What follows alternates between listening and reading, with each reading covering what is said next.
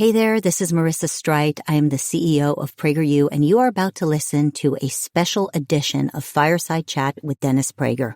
Those of us here at PragerU are continuing to do the very important work that we've been doing with him for over 10 years. We are educating millions of young people online. We have state partnerships to bring our content into schools and so much more. You can head over to PragerU.com to see the progress that we've been making. Also, I'd love to invite you to support our mission by donating to our 501c3. It is a nonprofit. Your tax-deductible donation will go to an institution of higher learning that actually shares your values. So enjoy your podcast, and thank you so much for all your support.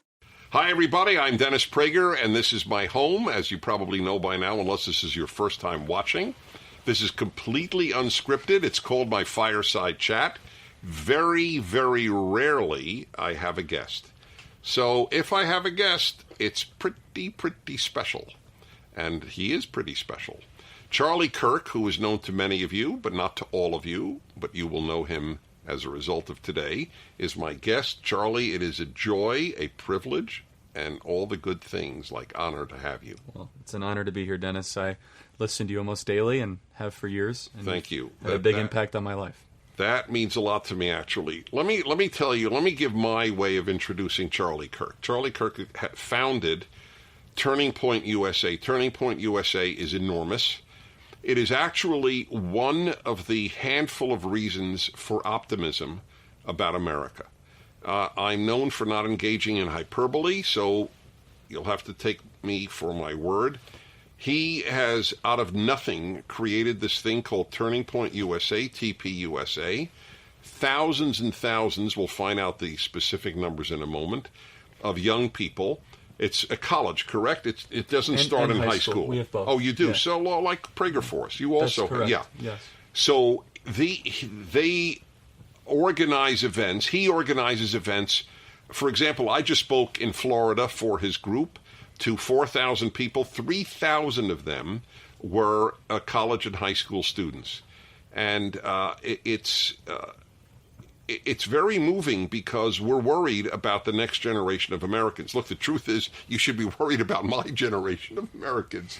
So this is not new, worrying about the young generation. I was worried about my generation when I was 20 years old. That's another story. I don't talk about that one time. Anyway, so he is combating this terrible nihilism, this destructive force that is permeating our society, not of liberalism, which we could all live with, but of leftism, which is truly nihilistic. And these kids, you know what I love, which verifies what I believe in? This is, when I go to your conferences, I meet a lot of these kids, obviously not all 3,000, but I meet so many of them, and they radiate good cheer. Mm-hmm. They're simply happy kids. Yes. I would love for an honest, this is asking a lot, an honest Washington Post, New York Times reporter to go to a left-wing conference of thousands of kids and a conservative conference of thousands of kids and just compare the happiness. Well, so I think I know why that is. And it's perfectly consistent with what you talk about. Our students are thankful to live in America. When you come from a position of gratitude, that's great. You're happier. The left is angry they live in America. They're unthankful. They're unsettled. And so you're right. They're of good cheer because they wake up and they say, my existence in this country is a blessing. Wow, that's. I think you hit it on the nose. Anyway, look, there are other issues, like I believe happy people don't gravitate to the left. No. So and then it feeds on it. You're unhappy, and the reason you're unhappy is because of sexism and homophobia Correct. and transphobia and xenophobia, etc. Whereas you're right, our side, oh, am I lucky to be here? Yes. And that comes from typically a belief that God is sovereign, that there's a sovereign God, that you must have some form of a fear of God, that he is almighty, omniscient, omnipotent, all-powerful, and that thank goodness I'm even able to live another day. Right. And then from there, the other... But I want to say, I don't believe all those 3,000 are religious kids. No, but not necessarily religious. I'd find very few that are atheist. Very few. That's a good point. That's fair. That I agree with that. But I don't want people to think that TPUSA is like a church organization. No, not at all. No, on your behalf, I want to make it clear. Not that there would be anything wrong with it. Sure. But you get a very varied group of people. Oh, totally. Yes. Yeah. And we had many Orthodox Jews there, and evangelical Christians, and people that are more secular in nature. Different colors and everything. So I want people to know you. Since you get plenty of philosophy from me every week. So I want people to know you, because you're simply you represent to me something that I realize is not explicable, but for which I'm very thankful.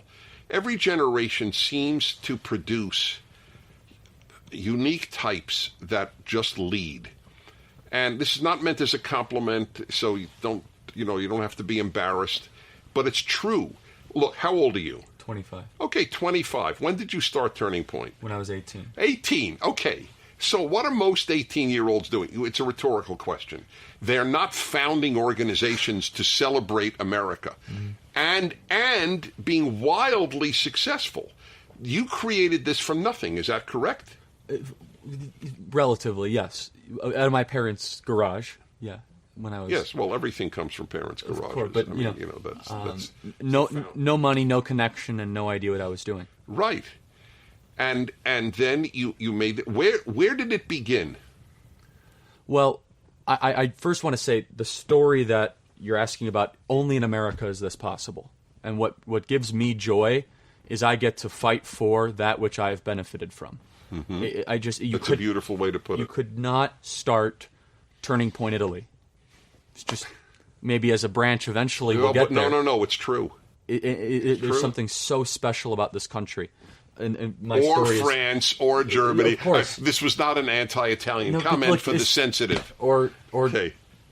Japan or Norway or Indonesia. We can go to the whole United Nations. Or the world, gauntlet. Right, exactly. The United States. So look, as far back as I can remember, I've always enjoyed debate and discussion. I've always tried to be a contrarian in my way of thinking. I initially, when I was in kindergarten, first and second grade, my parents put me into what, I hate this term, but it's the term used, a gifted school. And that laid a foundation of rigorous academic, try to be in the pursuit of academic excellence. Then my parents made a decision to put me into Christian Bible-based school when I was in 3rd, 4th, and 5th grade, which was really where I learned a lot about the Bible. By 5th grade, I knew more about the Bible than most self-professed adult Christians would. And then my parents made the decision to put me into public school in 6th grade. And as soon as I hit 6th grade, this was in the fall of 2005 and the spring of 2006, I was immediately hit with ideology from my 6th grade teachers that was not consistent with the values I was brought up in. Some of it very subtle that I caught up with, some not so subtle, such as this country's not a good place. If you work hard and play by the rules, you won't really be successful. The American dream is a lie. Now, most of that will go over the heads of 6th graders.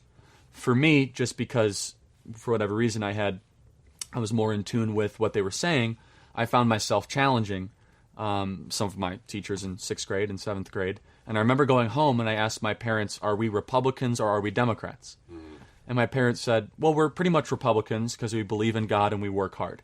That's how they explain politics to me. And by the way, that's the way a lot of Americans look at politics. That simple. And then I always was entrepreneurial and I wanted to be very successful. And I just couldn't ever find myself believing that bigger government, less freedom would ever allow my own personal ambitions to be fulfilled.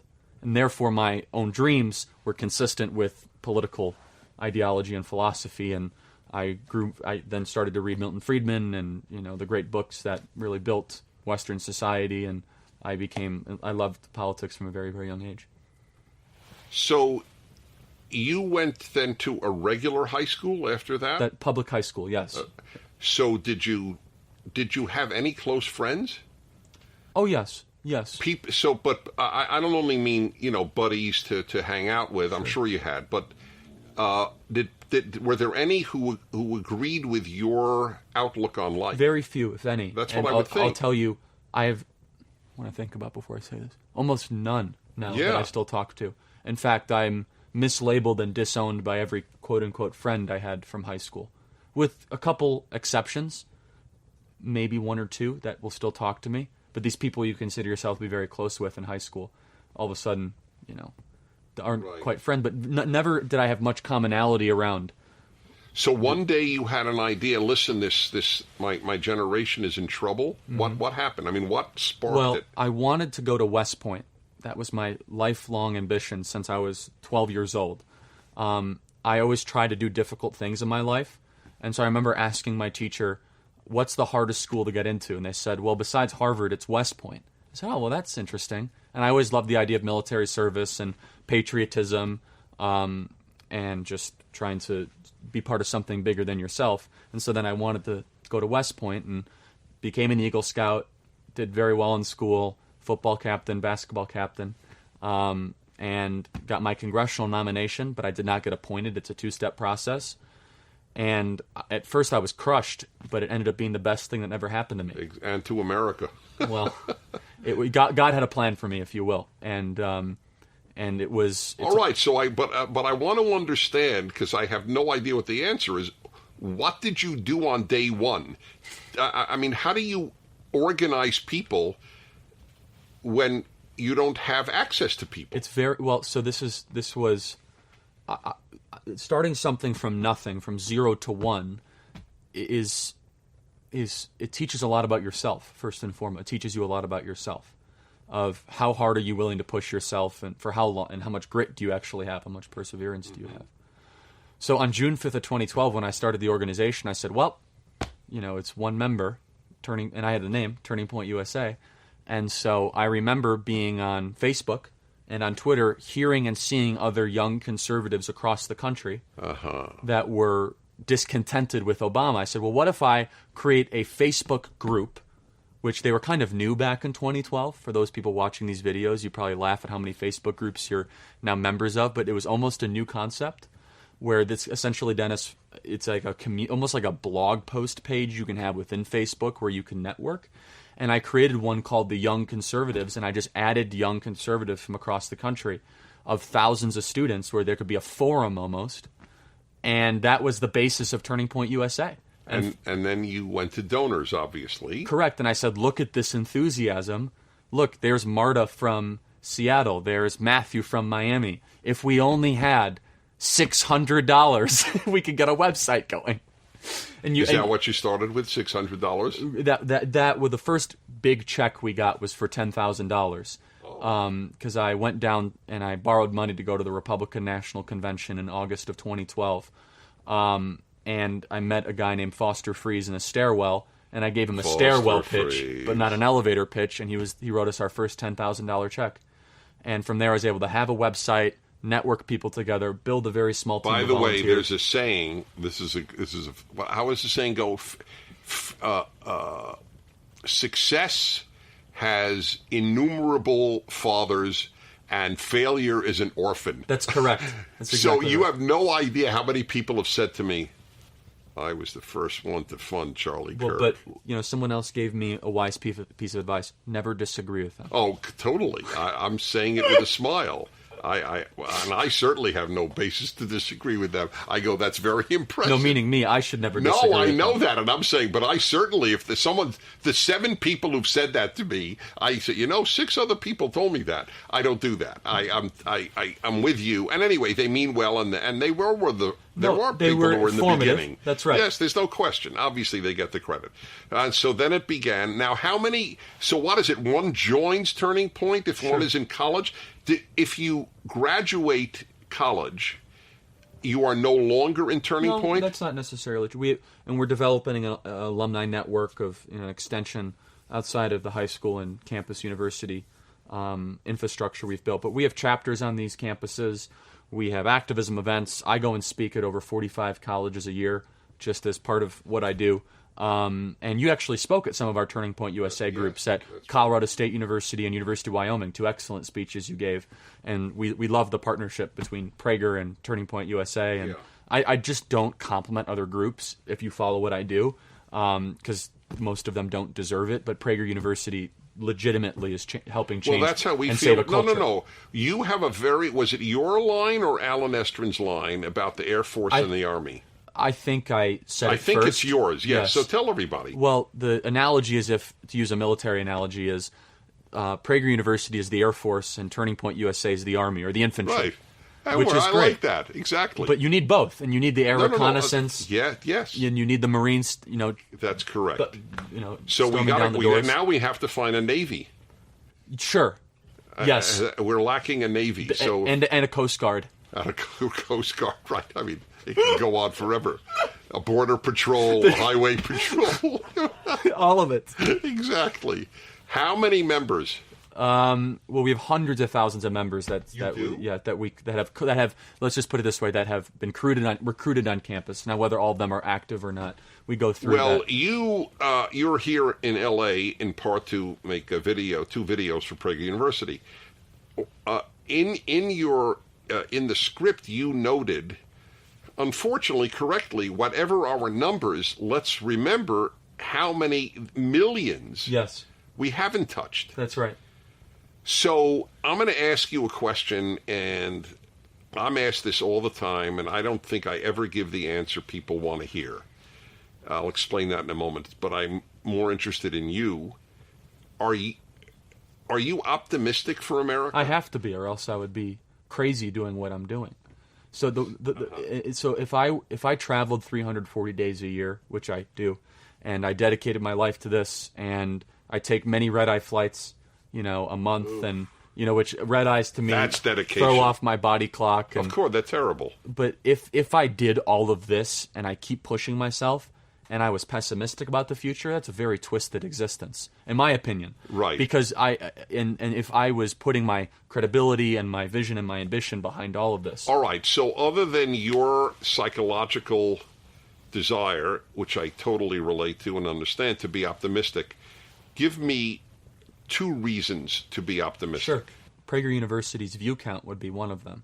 If these ideas had no resonance, the Electoral College video would not have had 31 million views in 48 hours or less. If there was no reason to be optimistic, we wouldn't have had 3,000 students in Palm Beach right before Christmas from all 50 states and 6 member countries. It just wouldn't be happening. That stuff is unique. That stuff did not happen in 1996. That stuff did not happen in 2006. This is a new twist in American political culture. And the second thing for optimism, and Dennis, I can say this from my travels, students are not opposed to our ideas. They're just not exposed to them at all in the first place. That's exactly correct. I would be so pessimistic if I came on a college campus. So I went to Stanford, UC Berkeley, and UCLA last spring, and I know you did UCLA and UC Berkeley. I would be pessimistic if they went up to the question line and they had a thoughtful, well-researched response of why I was wrong. Instead, they are curious and flummoxed my ideas exist in the first place. Therefore, they've never gone through the rational or critical thinking process of what do these ideas actually mean. Therefore, we just have to go to more territory.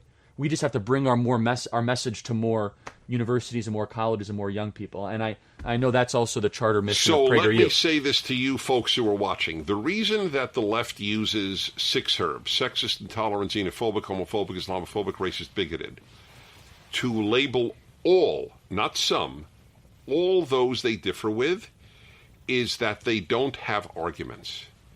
This is critical. I tell people all the time, the reason we win debates is not necessarily because we're better debaters.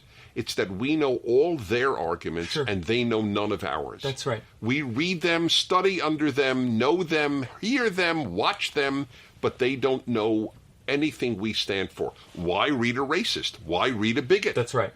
That's exactly so that's correct. The inoculation against taking us seriously. Right. And so we say at Turning Point USA, if our ideas were so bad, then the left should allow us to come on campus and nobody would show up. Or just we would be refuted. That's exactly right. I suspect you do this. I know I do that. And I'm sure you do this. If you differ with me, front come of the line. first. Yes, go to the front to the microphone. It's policy at every one of my speeches. I want the disagreement. Yes, I pursue it. Yes, and it gives us credibility. It gives us credibility. But this is why I do what I do. I do it because maybe I'll learn something. Or maybe they'll learn something, or maybe millions of other people will learn something new. And the collision of ideas is what made Western society. When you have a monolithic train of thought, it deteriorates an individual's ability to think and to process information. So you mentioned hundreds of thousands of students been in TPUSA. For every one of those, I suspect there are 5 who are afraid to join. No doubt, without a doubt, or are not as aware as they should be. That certainly, but the fear part is you want to focus on. The fear, yes. Yeah. So the left makes it so culturally impermissible to be a conservative. Yes. And being anti-American is more fashionable than being patriotic. You saw Ami Horowitz wave the American flag at was it Berkeley or Stanford? Was it Berkeley? So did you ever see this video? I'm familiar with the one where he went to UC Davis, not the Berkeley one. Okay, where he waved the American flag for a half hour, and he waved the ISIS flag for a half hour, and he got all the hate for waving the U.S. flag. Oh, I mean, look, I wish it surprised me, but here's the other piece of optimism, Dennis, is that you agree with this, and your solution at Prager University is so brilliant. Because the cancer is being inputted into the next generation in very specific places, colleges and universities. So we know where this is happening. It's not like it would be. I would be pessimistic if it was a mystery. Oh, I wonder where all this stuff is coming from. No. We know exactly where it's coming from. It's coming at the Gender Studies Department at the University of Texas. Okay, so if you map out a simple map of how you solve problems in business, or in life, or in family, you identify where the cancer is metastasizing, you cut it off, neutralize the problem, and offer solutions and alternatives like you have at PragerU. So I'm optimistic because we know where the problem is. Well, and as you pointed out, when they hear it, if they have at all an open mind, and many do, they go, wow, that makes sense. To which I always respond, conservatism is common sense. Sure. You don't have to believe anything. Just ask what is logical. Is a minimum wage going to suppress employment or increase employment? That's all. The issue isn't ideological. Mm-hmm. It's a common sense, empirically based question. I'm going to ask you something very sensitive here, because I don't have an answer, but I have a suspicion. Otherwise, I wouldn't ask this. You mentioned gender studies. Mm-hmm. Would you say that the vast majority of the professors and the students are female? I'll answer it in a different way. A mass majority are feminine. Okay, that was a good one. Well, no. I wish that were true, because a lot of the females who are in it are not particularly feminine. This is not to insult them. The answer is I don't have enough data to support that. Okay, fine, fair enough. So that's why I asked. I never check the data, but it's so rare that I come across a male professor of gender studies. The reason that I asked it is I think that there are a lot of young women who have been made sad. I know the depression rates on college girls is very high, and there's got to be a reason. This was not true in my parents' generation in college. Something has happened. Something certainly happened with males. Everybody knows there's a big male issue, but I think something has happened with females. Yes. Do you have a thought on that? Sure, and I'm going to... Yes. So the myth of the patriarchy is just that. It's one of the great lies of our time, that somehow we live in a patriarchal society where a vast majority of incoming college freshmen are women, almost 56%. Vast majority of college graduates, master's degree recipients, doctorate degree recipients. Women live much longer. Women are far less likely to have heart disease, die of depression, suicide, all these sorts of things. But you are seeing a problem in the college university amongst depression rates amongst young women. And the solution of the feminists and the gender studies professors are, it's because of men this is happening. Right. So that's their conclusion, which it's incorrect. My observation is that some women, not all women, are being forced into a very linear focus on a career pursuit when that's not what they always want. It's almost as if they're forcing themselves into it. It just occurred to me now, and I may do a radio show on this. It just occurred to me, I would like to see statistics, if they're available. What percentage of depressed women in college have a significant other in their life? Yes. And I think that's exactly correct. And so the things that built Western society to function and to grow, monogamous relationships, committing yourself to another person, not over drinking, not participating in binge drinking culture, all those things are frowned upon in college. In fact, the opposite is glorified, where it's hookup culture, where it is binge drinking, drink till you're drunk, where it's almost unlimited amount, I hate this word, but unlimited amount of freedom, but no responsibility. And that will only create unhappy people and unproductive people. That and you and I resonate to this, that and secularism. That's the number one thing. I mean, look, every poll by totally secular organizations, Pew, Gallup, religious people are happier than secular people. Sure. And so when you combine the complete lack of religious foundation, a godless life, and told career is everything, the last thing you need is a man in your life. It's no wonder that I think a lot of young women are unhappy. Sure. And the secular side of it is put forth by people that first they themselves are unhappy, and they almost proselytize the secularization more than religious people put forth their religious beliefs. Oh God, is that ever true? When they say this mantra, it is so wrong, and I'm saying this as a Jew. Oh, it's so wrong if Christians try to proselytize. I'm a Jew. I don't care. Why is it wrong? Why is it okay for the left to proselytize, but correct. Christians shouldn't proselytize? Well, the atheists proselytize. Everybody proselytize. If you believe in something, you proselytize. That's right. You can do it obnoxiously, or you can do it nicely, but what is wrong? This is what I believe.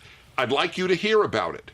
I would love to hear about it. Well, and I joke around with the atheists. Why does it matter to you? I mean, that's right. I mean, why are you wasting your limited amount of time on this planet? Because you got 42 years left and 17 days. And, for me, there's a whole afterlife.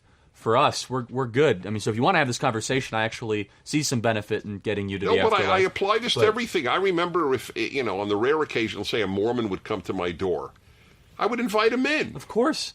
Well, you got to also, appreciate the commitment they have too, and you want to hear about it, right? I totally do. Look, I'm a big fan of Mormons. And so this was one, and I've done so much thinking about this when I was younger. What were some of the themes that was taught to me, and just beat like a drum? And one of them is the world is a worse place because of Jews and Christians. That was one of the things that I was taught and it would be regularly. Much better if we were in a post-religious age. That's right. So it was. Yes. It's the lies about the Crusades and the evils of Christianity. Well, you know what I say, because I in this sense I can say it more easily than you because I'm not Christian. So I say, well, so wait a minute. And I wrote a book on anti-Semitism, which has a big chapter on Christian anti-Semitism. I know all about it. I taught courses on Jewish history at college, on the college level. Nevertheless, the fact that you have to go back to the 15th century hello, that's a long time ago. That's correct. The Spanish Inquisition. That was in 1492. Okay, so the Christian record since 1500 isn't so bad. That's right. If you have to go back to 1492. And wait a minute, and who abolished slavery? Well, and atheists? Who formed America?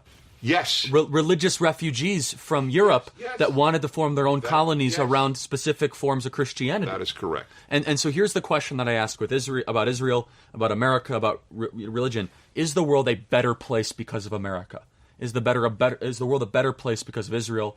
I asked Howard Zinn that question. Howard Zinn is he's now passed away. He's Howard the most Zinn, committed anti-American author. Well, he wrote the standard history text. The Untold History or something. No, popular history, I think it's of the United States. And what I call it is it's a proctologist's view of America. That's how I describe his book. But I had him on my show, and I never dump on guests, no matter how much I can't stand their views, and I treated him perfectly kindly. All I wanted was to get his view. I asked him that question. Would the world have been better had there never been a United States? And he was agnostic. It's stunning to me. It's stunning. It is stunning. But it takes effort to come to that conclusion, and it takes an unsettled soul to come to that conclusion. In order to say I would that, think so. And I don't want a virtue signal to him, but he must have been in a very unhappy place in his life. When you go to college campuses, are you almost always greeted by protesters? Initially, yes, but I'm seeing a change, Dennis. You are? Yes. That's great. More curiosity and open-mindedness. Look, there's still the protesters that sit outside. Right, but you know what? I believe you, because I think a lot of students are thinking, what's so bad about these people? Let me find out. That's right. That's correct. Let me see it for myself. Yeah. And there's a hilarious video of one of these street journalists we spoke at Cal State Long Beach. And if you want to lose hope for America, spend time in California universities. Let me just put it that way. You want to gain hope for America, spend time anywhere else.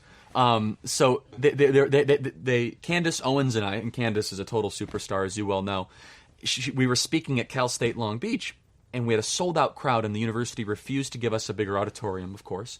We had 400 people inside, and they had this protest outside, and saying that, the white supremacists are inside. And one of these street journalists went around, they said, hey, so you think Candace Owens is a white supremacist? Absolutely, 100%. Candace Owens is black, just for the record. But then they said, and Charlie Kirk's a white supremacist. Yes, what does he say that's rooted in white supremacy? Just all of it, Well, to show, you'll love this. Yes. I don't know if you know this one. When I was, and I think it was University of Wyoming. That's also correct. TPUSA? Yes, that was a Turning Point USA Right. event. So Why socialism makes people selfish. Yes, and there were 1,200 people and 400 in another room. It was a great success. Yes. And by the way, folks should watch that. It's a wonderful speech. Thank you. Yeah. So, the usual, every campus I go to, there are attacks on me prior to my coming from left-wing professors or students. So this one included the usual, how could we spend student funds or whatever it is? Oh, that was Colorado State. Why are we bringing in Dennis Prager, who is homophobic, Islamophobic, all the phobias, okay. And anti-Semitic. Well, that one's. Did you see that one? Of course, yes. That was worth everything. You wrote a book that's been published multiple times on anti-Semitic. Not only that, you are Jewish. But yes, and I'm pro-Jewish, which is not always the case with Jews. I'm a practicing Jew. I fought anti-Semitism my whole life, and so then why did this woman write anti-Semitic? Because they get away with it. Yes, and because they just have a list. I am as homophobic and Islamophobic and racist and all that as I am anti-Semitic. All of it is a lie. Whole thing is a lie. That's right. But it doesn't matter. If you throw it out enough, the assumption it will stick.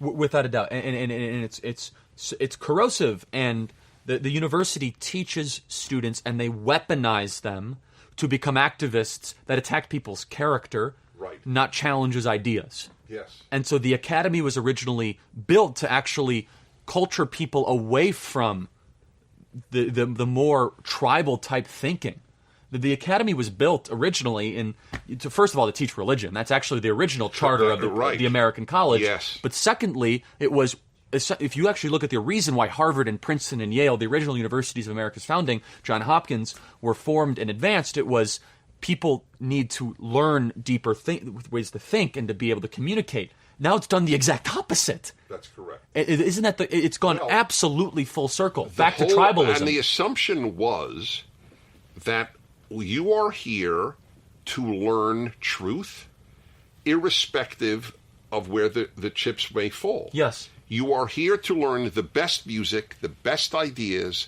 the best literature, but not now. I love what you say about Bach and the Tokyo Philharmonic and the Indonesian music. And for the people that know what they're talking about, it's the New York Times music critic. And someone should write a book on this, and Jordan Peterson talked about it a little bit, but is the left hates anyone could be better at anything than anyone else. And if anyone is, it's because they exploited themselves to get there. How is Bach, who did he exploit by becoming the best composer of all time? Who? I mean, as you well know, I mean, look, it's all backwards. I'm reading Steven Pinker because I always like to read people I differ with. He's the psychologist at Harvard who's an atheist, but he also attacks the left. He's rare because he's a liberal. He's not a leftist. But of course he has a whole chapter on don't be pessimistic. Things are getting better. And then he has a list of all of the diseases that we've conquered in the last 100 years. And when he went through the list, I realized every single one is a European or American name. Every single disease that has been conquered has been in Europe. Now, does that mean white supremacy? That's idiotic. Hitler was white, and he was the garbage of humanity. Stalin was white. He was garbage. It has nothing to do with white. It has to do with values. Yes. Values produced Bach. Values produced insulin and a Salk vaccine, and that's what matters. Well, and values created the peanut by George Washington Carver. I mean, it had nothing to do with race. It has everything to do with ideas and values and character. So we're attacked for saying what we're saying now. Of course. That is what is so amazing. It's the anti-intellectual center, the university. Oh, without a doubt, yes. And they've become a place, and I say this commonly, where they want everyone to look different but think the same. Yes, that's right. Right. Diversity is only looks. Only racial diversity. Yes, like it matters. That's right. And that should be a point of optimism. You asked me earlier, why are you optimistic? Yeah. That brings me optimism. If the left trying to stop us from talking shows us that when we do talk, we win. So all we have to do is just talk more to more people. Well, that's what TPUSA and that gives me optimism. Okay, that's good. I'm happy to hear this. By the way, how's our timing here? Because this is too much fun. 36 minutes. Sorry? 36. Oh, we've already gone over. You're fun. We can keep going. I know we can't, but we could. I know what you mean. Why not? Well, because it's better that they should want more. If you want more, Charlie Kirk, tell everybody, I was blown away, and that's a reason for optimism. You're the third most tweeted thinker type in the country. What is the order? The president? Alexandria Ocasio-Cortez. Well, hold on. That's a little tough to hear, I have to say. And then me. But the president. So here's the optimism: is that you got Ocasio-Cortez, who's a sitting member of Congress with unlimited amount of positive media coverage, and then me, just a couple variable points within her, with nothing but negative media coverage, and not a sitting member of Congress and 5 years younger. That should give you optimism. I mean, she has received billions of dollars to earn media. Of course. And I'm still within a couple margin points of Twitter engagement. So Axios did an objective analysis of who has the most engaged Twitter in American politics. And so the president was way up there, then Ocasio-Cortez, and I was right there, even above the New York Times, and people like even Don Jr. and Sean Hannity were mentioned there, were much, much bigger. And so good, I'm happy to hear that. It shows that Ocasio-Cortez and your Charlie are success is America's success. Well, same to you and Prager University. God bless you. Thank you, Dennis. Charlie Kirk, he's special. Every generation throws out these special people. He's one of them. I'm Dennis Prager. This is a special edition, as it were, of my Fireside Chat. I'll see you next week. Thank you for watching. If you'd like to keep these Fireside Chats free, please do by donating to PragerU.